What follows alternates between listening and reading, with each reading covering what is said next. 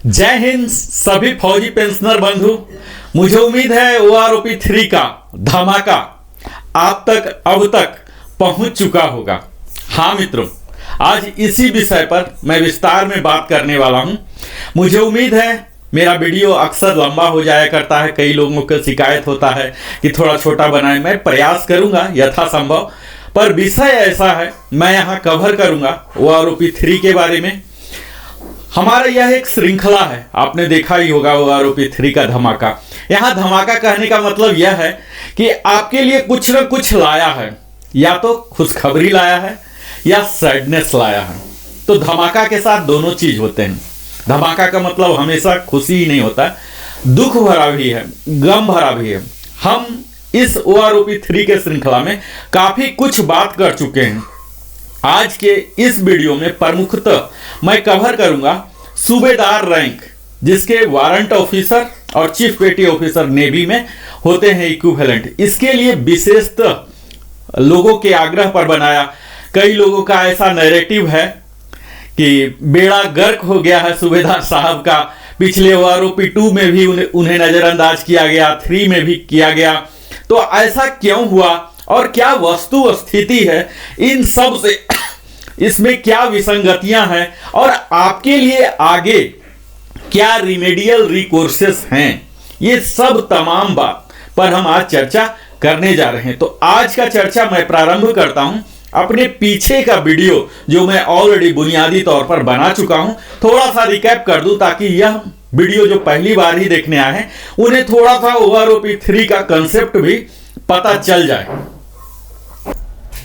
OROP 3 में जैसा कि हमने देखा कई प्रकार की विसंगतियां हैं, और इन विसंगतियों को अगर आप दूर करना चाहते हैं अपने रैंक के, अपने ग्रुप के, अपने क्वालिफाइंग सर्विस के लिए, तो इसके लीगल रिकोर्सेस क्या होंगे, रिमेडियल एक्शन क्या होंगे, इन सब पर भी मैं बात करने जा रहा हूं। मुझे उम्मीद है आप हमारे वीडियो से काफी लाभान्वित हो रहे होंगे। बहुत अच्छा रिस्पॉन्स मिल रहा है आप सबों को, बहुत बहुत धन्यवाद। 75,000 आज हमारे सब्सक्राइबर, हमारे फैमिली मेंबर्स की संख्या हो गई। यह आप सबों के सपोर्ट से ही संभव हुआ। मुझे उम्मीद है आप इसी तरह से सपोर्ट देते रहेंगे। हमारे चैनल को अगर पहली बार आए तो जरूर ही सब्सक्राइब करें, यह हमारा भी मनोबल बढ़ाता है। हम कितना परिश्रम करते हैं, रिसर्च करते हैं, ये सब का इनाम यही है जो आप लाइक करते हैं, सब्सक्राइब करते हैं। लोगों के साथ भी साझा करें। और मैं यहां बता दूं कि आप अपने कमेंट के द्वारा अपना पार्टिकुलर समस्या बता सकते हैं, पूछ सकते हैं, या अगर कुछ आपके पास आइडिया है तो वो बता भी सकते हैं। मैं प्रयास करूंगा यथाशीघ्र आपके सवालों का जवाब दूं, आपको सलाह दूं। हाँ, इतना जरूर ध्यान दीजिएगा कि जब भी हम कमेंट करते हैं तो YouTube का अपना गाइडलाइन होते हैं, मर्यादित भाषा रखें, क्योंकि हम सब भारत के एक इलीट ग्रुप से होते हैं, फौजी बंधुओं से हमारे पूरे देश को एक उम्मीद होती है। तो हमारी भी, हम सबों की भी भाषा में एक मर्यादा होनी चाहिए। हमारा व्यक्तिगत विचार किस पार्टी लाइन से जाता है, नहीं जाता है, इसका यहाँ रत्ती भर भी संबंध नहीं है।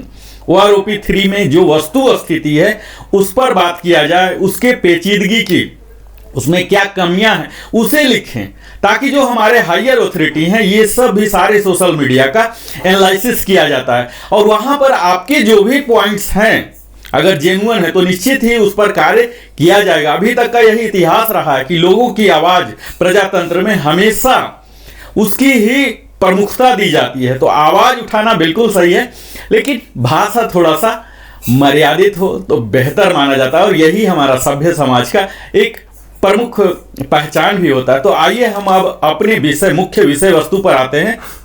आज फिर से मैं बता दूं कि आपने अगर चैनल को सब्सक्राइब नहीं किया तो सब्सक्राइब कर लीजिए। और यह मुख्यतः मैं वीडियो समर्पित करने जा रहा हूं सूबेदार साहब, वारंट ऑफिसर साहब और चीफ पेटी ऑफिसर, उनके टेबल में क्या है, किस तरह से है, यह सब मैं दिखाने जा रहा हूं।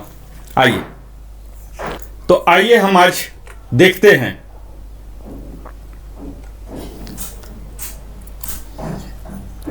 यहां हमने OROP धमाका के तहत अभी तक जो कवर किया हूं, यह एक रिकैप बता दूं।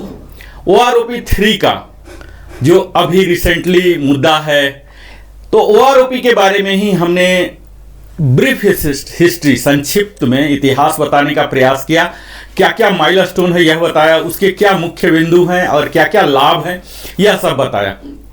ओआरओपी जैसा कि आप सब जान रहे होंगे, जस्ट मैं क्विक रिकैप कर ले रहा हूं, यह जो डिफेंस पेंशनर के लिए ही है, यहाँ डिफेंस सिविलियन जो होते हैं उनके लिए कवर नहीं होता है, पेंशनर के लिए और फैमिली पेंशनर के लिए। यह जो 3 लागू होगा 1 जुलाई 2024 यानी कि 30 जून 2024 तक जो रिटायर हुए हैं ये सब इससे कवर होंगे। अब अगर ओआरओपी 1 के बारे में अगर थोड़ा बहुत जानते हैं, नहीं जानते हैं, तो ये सर्कुलर नंबर 555 से रेगुलेट हुआ था, जो कि इशू हुआ था 4 फरवरी 2016 को, जिसके एप्लीकेबिलिटी था 1 जुलाई 2014। 4 इंस्टॉलमेंट में एरियर हुए थे। इसी तरह से ओआरओपी 2 का सर्कुलर था 666, जो कि इशू हुआ था 20 जनवरी 23 को, और एप्लीकेबिलिटी था इसका 1 जुलाई 2019 से, जो कि 4 इंस्टॉलमेंट में दिए गए थे। अब ओआरओपी 3 जिसके बारे में मैं बात करने जा रहा हूं, क्विक रिकैप मैं कर लेता हूं, जिसे कैबिनेट का अप्रूवल मिल गया, गवर्नमेंट ऑफ इंडिया के द्वारा, एमओडी के द्वारा नोटिफिकेशन कर दिया गया 10 जुलाई 24 को, कंकरेंस भी मिल गया फाइनेंस डिवीजन एमओडी से, ताकि इस पर क्या बर्डन आया है फाइनेंशियल, ये सब के लिए पॉलिसी लेटर डीएसडब्ल्यू जो टेबल के सहित जारी करते हैं, ये भी जारी हो चुका 4 सितंबर को। ओआरओपी 3 का सर्कुलर संभवतः 777 नाम का आएगा, जो कि शीघ्र ही जारी होने वाला है, और एरियर भी शीघ्र ही मिलेगा। हम सबको पता है कि कुछ क्षेत्र हैं, कुछ राज्य हैं जहां की अभी विधानसभा का चुनाव है, जैसे हरियाणा हो गया, जे&के हो गया, जहां से कि काफी मात्रा में हमारे फौजी बंधु आते हैं। तो इस चीज को भी मद्देनजर रखते हुए हमारी सरकार प्रयास करेगी कि पेंशनर को, वोटर्स को नाराज न करें। तो इस चीज का लाभ हम लोग को मिलने की संभावनाएं हैं, और उसके तहत शीघ्रतम किया जाएगा, और हम लोग के लिए दिवाली बम्पर के रूप में भी यह हो सकता है, जो कुछ भी थोड़ा बहुत लाया है। इसकी मुख्य बातें पर अगर बात करें तो ओआरओपी 5 साल पर होता है, जिसे फ्लॉलेस क्विकेन बनाने के लिए 121 टेबल का सहारा लिया गया है, और 265 पेजेज में डिटेल में बात किया गया है।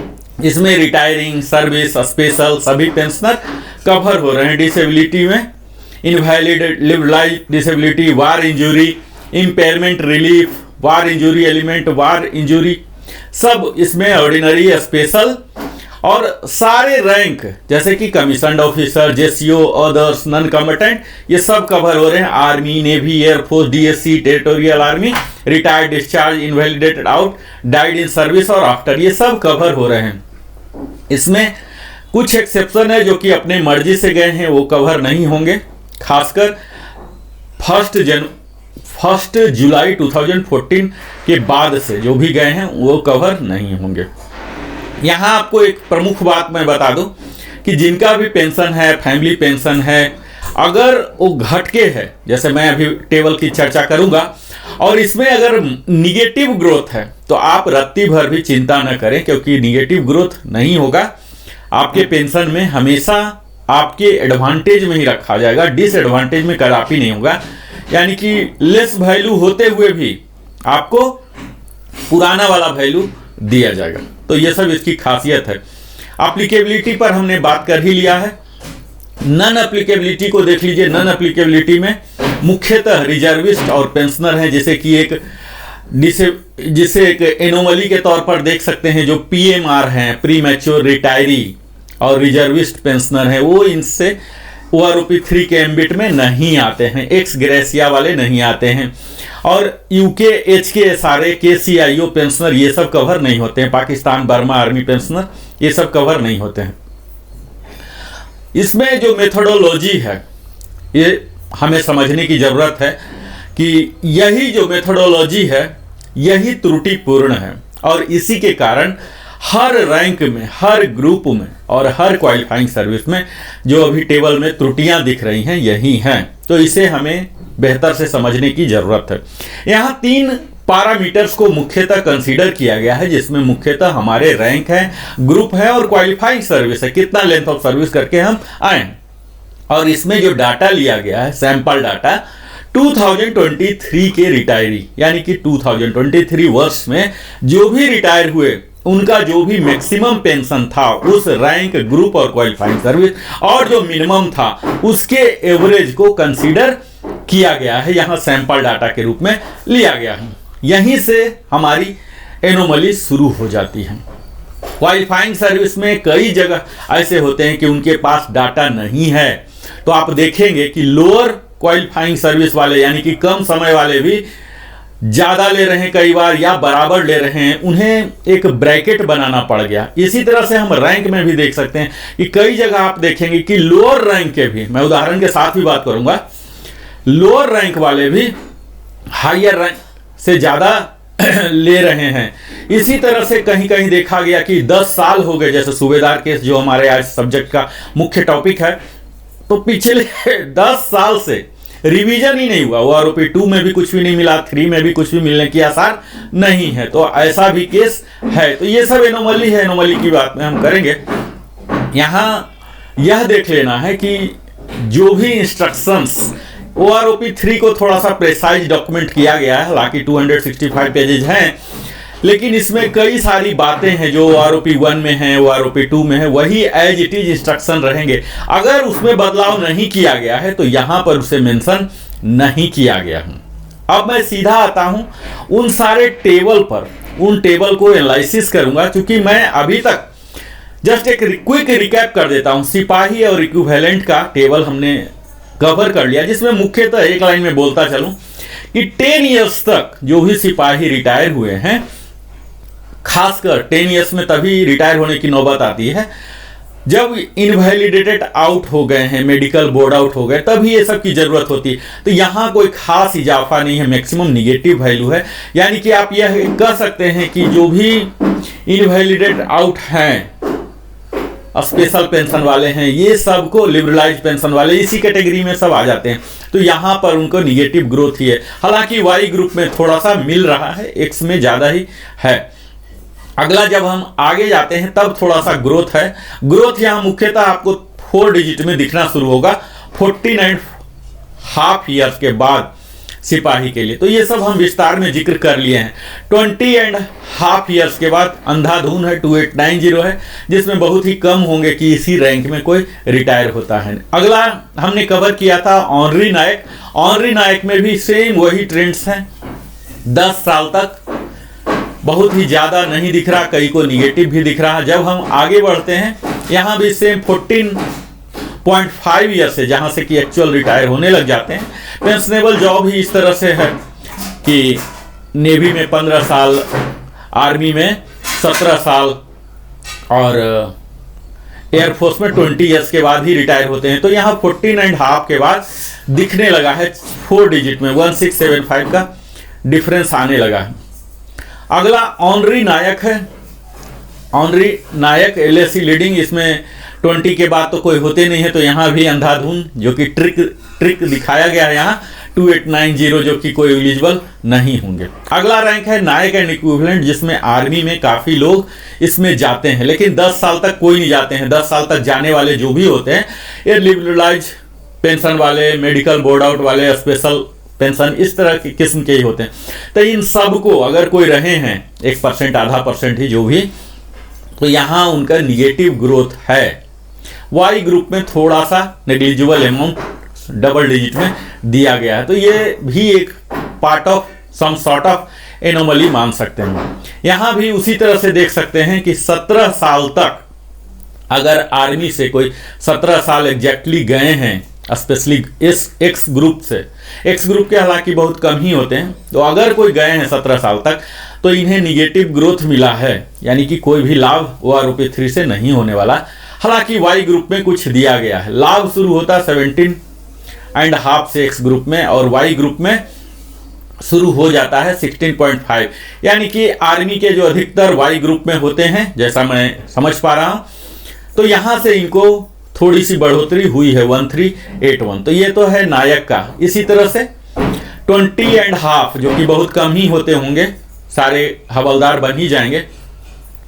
2075 यहाँ अच्छा खासा ग्रोथ दिख रहा, और 22 ईयर्स के बाद तो 4025 रुपीज का है, जो कि एक जस्ट झांसा आप कह सकते हैं, झांसा के रूप में यहाँ दिखाया गया। वाई ग्रुप में भी एक अच्छा खासा ग्रोथ है।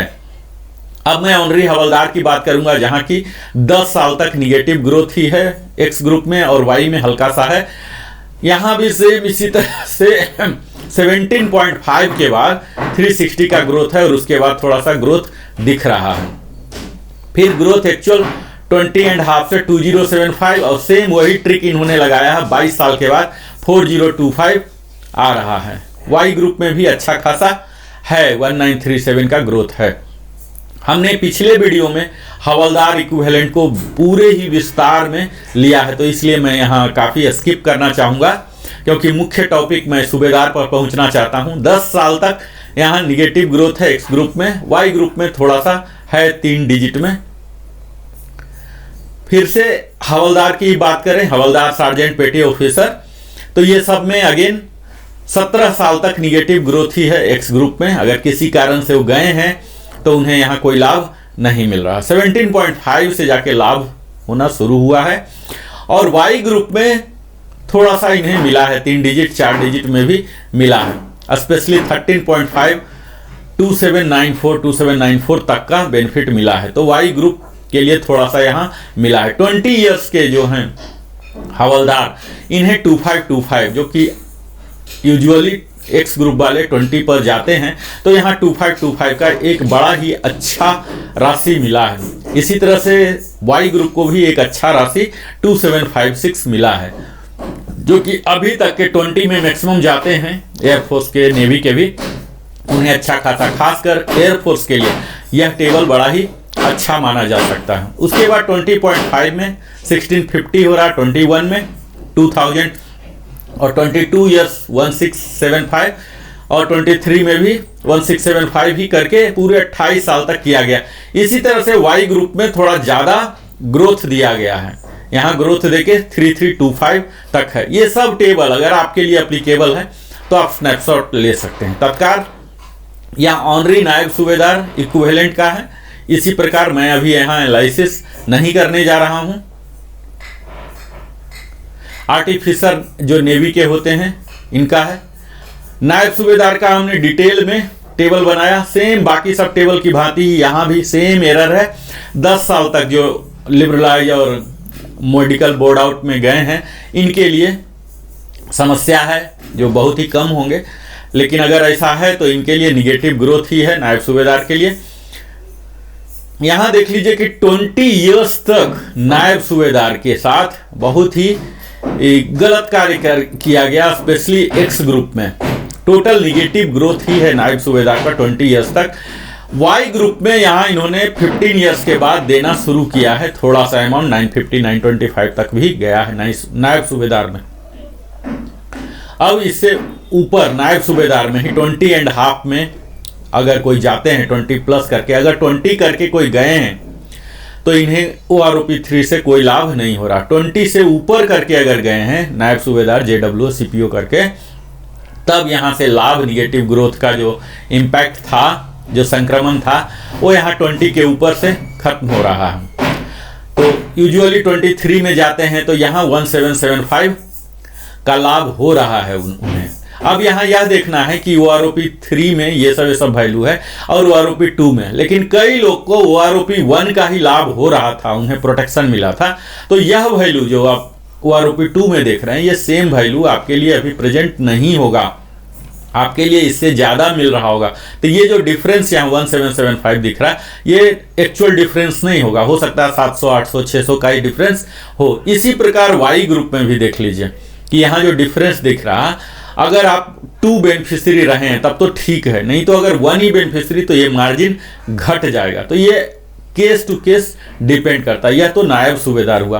अब मैं इस वीडियो का प्रमुख हिस्सा, जिसके लिए मैंने ये गढ़ा है वीडियो, यहाँ तक आ रहा हूँ। बेशक यहाँ तक आने में हमें कुछ भूमिका का सहारा लेना पड़ा और सब लोग को एक साथ करें ताकि OROP 3 सबके लिए कुछ ना कुछ हो। मुख्यतः यह वीडियो में सूबेदार एंड इक्विवेलेंट जो वारंट ऑफिसर हैं, चीफ ऑफिसर्स हैं नेवी के, चीफ मेक 1 और 2 हैं, इन सब के लिए मैंने गढ़ा है। जैसा कि अभी नैरेटिव सोशल मीडिया में आप देख ही पा रहे होंगे चल रहा है कि बिल्कुल बेड़ा गर्क कर दिया गया सूबेदार का। तो क्या हुआ वस्तु स्थिति यहाँ आप देख लीजिए। अगर क्वालिफाइंग सर्विस 6 मंथ्स है तो यहाँ देखिए टोटल निगेटिव है एक्स ग्रुप का खासकर। तो जो निगेटिव है, निगेटिव का मैं विश्लेषण नहीं कर रहा हूं, ठीक है, क्योंकि यहाँ जो भी निगेटिव है तो आपको प्रीवियस जो वैल्यू है OROP 2 से या OROP 1 से जो भी आपके एडवांटेज में होगा वही मिलेगा। वाई ग्रुप में यहाँ कुछ लाभ दिख रहे हैं 3 डिजिट में 500 एवरेज वैल्यू पर। तो आर्मी के कई लोग हैं जो सूबेदार रैंक में एक वाई ग्रुप के होते हैं, रिटायर होते हैं।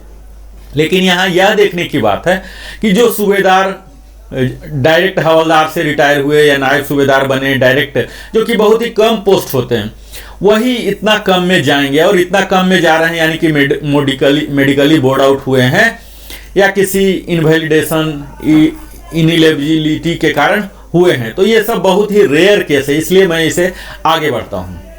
अब आगे बढ़ने से भी जहां से कि ये सब रिटायर होने लग जाते हैं 10.5 से भी बहुत कम होते हैं, लेकिन जो भी हैं अगर हैं तो यहाँ 19 ईयर्स तक मैं इस टेबल में देख पा रहा हूं टोटल निगेटिव वैल्यू है एक्स के लिए।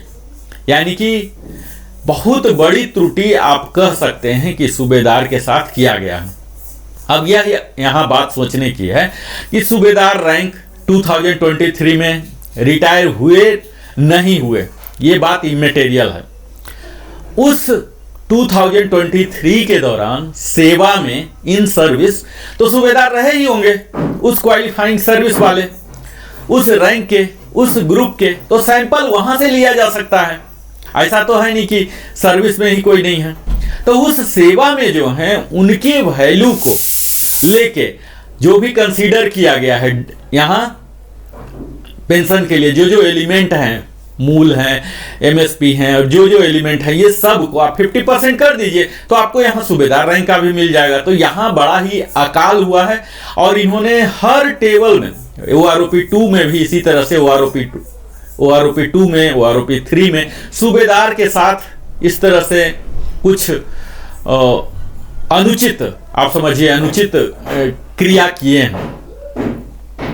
अब यहाँ यह देखना है कि अगर ये सर्विस होल्डर वाले का सैलरी का डाटा ले लेते उस qualifying service, how much he is drawing, तो अपने आप पेंशन का डाटा 50% कर दीजिए, मिल जाएगा। तो ऐसी कोई कमी की बहाना नहीं कि वहां पर कोई सैंपलिंग डाटा नहीं था। तो एक्स ग्रुप के साथ तो बहुत ही ज्यादा किए।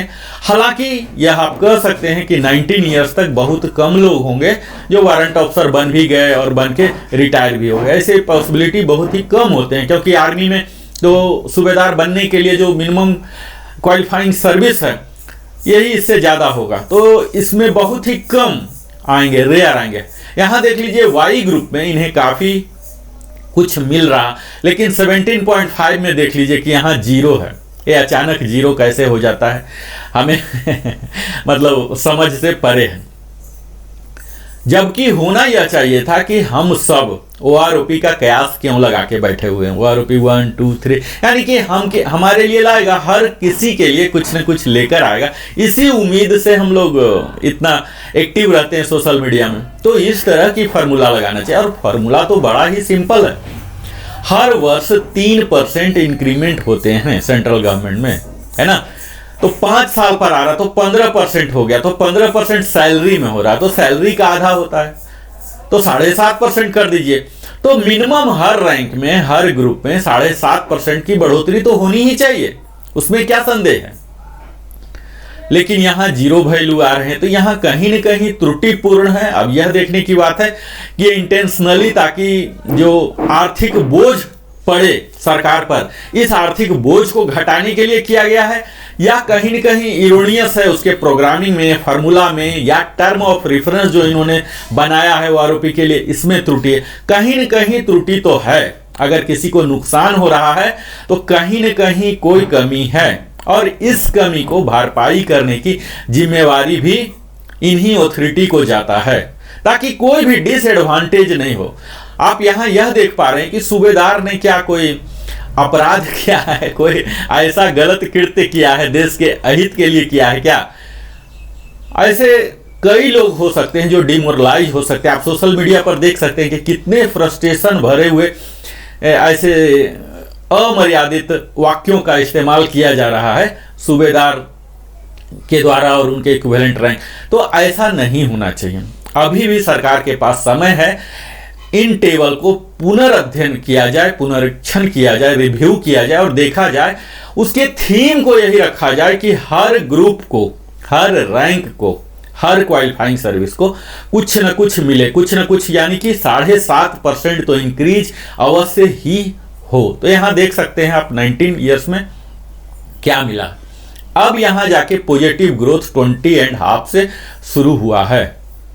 20.5 में यहां कुछ मिस्टेक है, यहां देख लीजिए हमारे प्रोग्रामिंग में कुछ मिस्टेक है। यहां हम सही डाटा OROP3 का नहीं दे पा रहे हैं। ये तीनों डाटा इरोनियस है, एक्स ग्रुप में आ गया है, इसके लिए हमें माफ कीजिएगा। 23 ईयर्स में यहाँ 32,000 है, तो यहाँ 1050 की बढ़ोतरी है। यहाँ 23.5 के लिए 250 है। यहाँ फिर से 1700 का निगेटिव ग्रोथ है। तो यहाँ पूरे में आप देख पा रहे होंगे कि ऑलमोस्ट निगेटिव ग्रोथ है। हालांकि वाई ग्रुप में थोड़ी सी बढ़ोतरी है 750 रुपीज की, 475 रुपीज की, है ना, 500 रुपये की 30 साल में जाके अगर करते हैं कोई सूबेदार तो ये आप कह सकते हैं कि यहाँ इनके लिए संतोषप्रद या तो कुछ भी नहीं मिला। यूजुअली सूबेदार जो रिटायर हुए हैं 24 या उससे ज़्यादा होंगे तो 250 रुपया या 750 रुपया मिल रहा, तो जिसे आप नेग्लिजिबल कह सकते हैं। आप सूबेदार हैं तो आप इस स्क्रीन का स्नैपशॉट ले सकते हैं ताकि आप कंपेयर कर सकते हैं कि किस क्वालिफाइंग सर्विस के लिए आपको है। और यहाँ जो राउंडिंग है आपको मालूम ही होगा राउंडिंग ऑफ किस तरह से करते हैं। 20.5 में वो आएंगे जो कि 20 ईयर्स और 3 महीने से एक दिन भी ज़्यादा किए हैं तो, और 6 महीने तक। और फिर से अगर 20 ईयर्स और 6 महीने से ज़्यादा, ठीक है, और 20 ईयर्स 9 महीने से कम तो यहीं पर आएंगे। और अगर 20 ईयर्स 9 मंथ से एक दिन भी ज़्यादा हो गया है तो 21 ईयर्स का होंगे। इस तरह से इसका राउंडिंग ऑफ होता है। तो यहाँ आप देख पा रहे होंगे कि बड़ा ही उदास करने वाला है टेबल सूबेदार साहब के लिए। अब मैं यह बताऊं कि यह तो टेबल आपको एज इट इज दिखा ही। अब इसके लिए सूबेदार साहब को या जो लोग भी हैं जिनको कि इससे असंतुष्टि है या नाराजगी है, फ्रस्ट्रेशन है, उनके लिए क्या है। तो सबसे पहले तो आप इस टेबल को देख के बिल्कुल क्लियर हो जाइए कि वास्तव में ये है क्या आपके लिए, कैसे आप इसे एडवांटेज में बदल सकते हैं। तो इसके लिए यह है कि आप सबसे पहले तो टेबल को अध्ययन करें, उसके बाद आप मीडिया में जहां जहां भी डाल सकते हैं इसको हाईलाइट करें और इसका प्रेजेंटेशन दें। आप अपने रिकॉर्ड ऑफिस को दें, PCDA इलाहाबाद को दें, DSW को दें, MOD को दें और भी हायर अथॉरिटी को अपने प्रेजेंटेशन को सारे मेरिट के साथ अपने केस टू केस करके दें। और इसे अगर मास में दें तो निश्चित ही है यह लाभप्रद होंगे, क्योंकि एक सूबेदार की जो सेवा में जिम्मेवारी होती है इससे हर कोई अवगत है और इसको सम्मान मिलना चाहिए। पेंशन हमारा ऐसा है कि यह इतनी मात्रा अवश्य होनी चाहिए कि समाज में हम एक प्रतिष्ठित होकर एक सम्मान पूर्वक अपनी जो कॉमन मिनिमम जो ज़रूरत होती है इसकी पूरा तो अवश्य ही करें।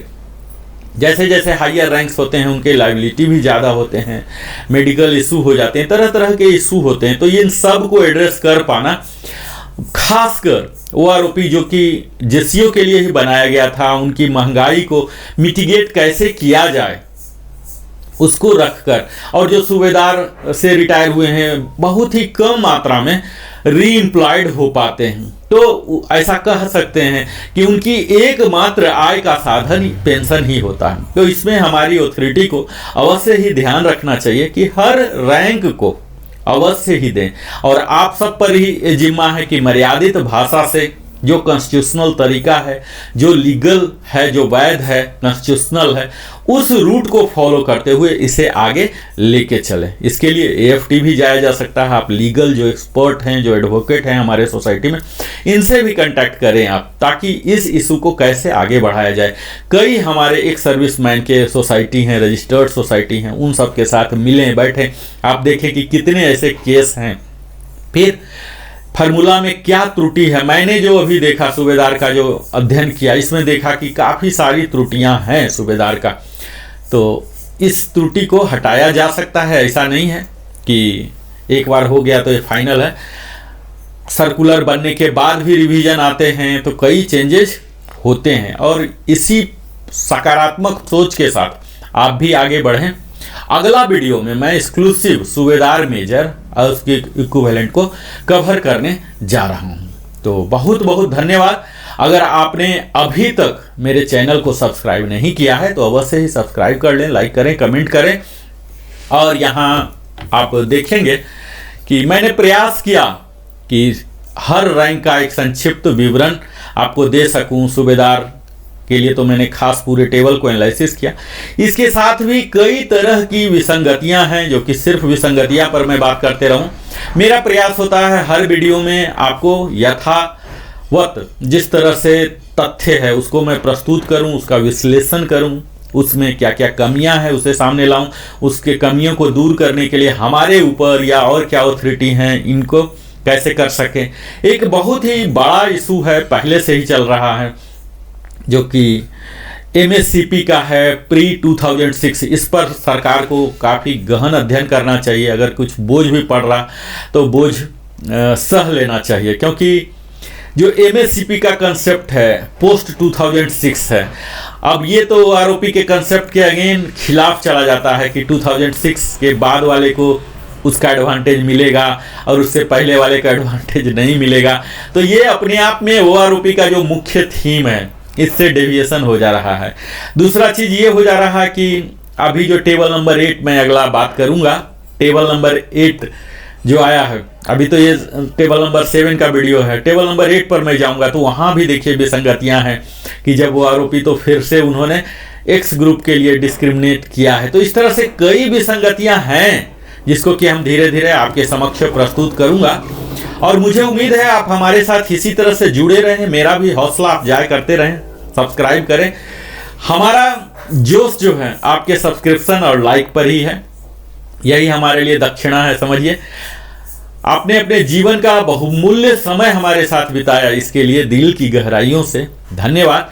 और फिर मिलता हूं नए वीडियो के साथ, फिर से इसी श्रृंखला को जारी रखूंगा। आज सूबेदार साहब का हमने कवर किया, अगले दिन यानी कि कल सूबेदार साहब मेजर सूबेदार का हम कवर करेंगे। तो अब हमें सूबेदार मेजर साहब का कवर करेंगे, एसएम साहब का। अब हमें इजाज़त दीजिए, बहुत बहुत धन्यवाद।